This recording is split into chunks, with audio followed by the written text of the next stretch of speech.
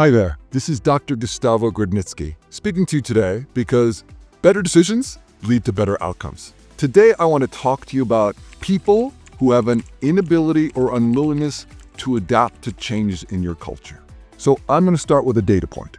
The Centers for Disease Control, the National Institute of Mental Health, and the Diagnostic Statistical Manual tell us that in North America, we have about 9.8% of the population that have what's called a personality disorder. Now that's a clinical term. One of the features of a personality disorder is these are people who have a persistent experience of internal emotion to the point where they can't understand, perceive, or adapt to changes in the environment, changes in context, changes in culture. Because it's a clinical term and we're talking about business, I want to drop the clinical term disorder.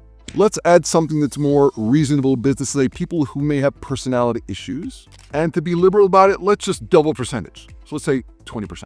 So 20% of the people who you may hire, they may have a personality issue. I would like to give you 3 red flags that draw our attention immediately when in our consulting world, when we see people with a personality issue. Red flag number 1, they tend to resist change, even when it's been proven to be in their best interest of the team, interest of the organization.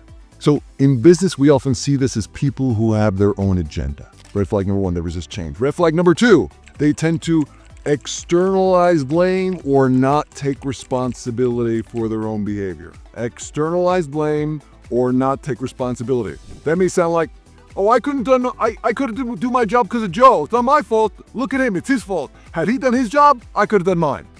Red flag number 2, externalize blame, not take responsibility. Red flag number 3, they tend to over-respond emotionally or in a disproportionate emotional way.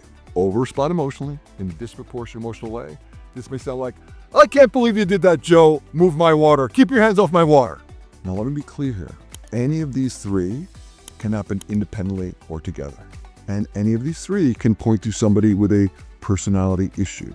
But I also want to be clear that these are not bad people. They are not trying to make your life more difficult.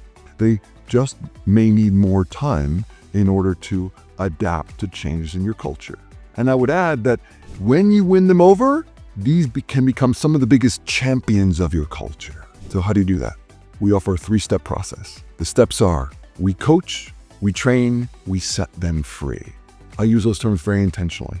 We coach means we coach them to understand why what we are asking of them is important to them, the team, the organization. That is a cognitive understanding and coaching piece. We train means we train them to fill any skill gaps between their current level of performance and the level of performance we are asking of them. Now, people often think, well, that's a technical training issue.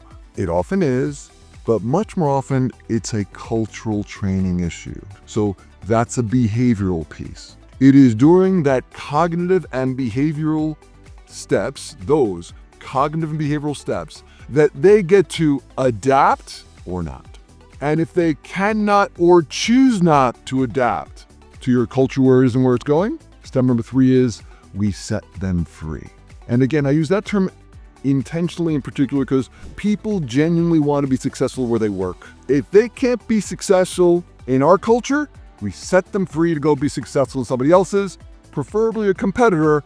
Let them deal with them. Better decisions lead to better outcomes. I'll see you in the next presentation or in the next video.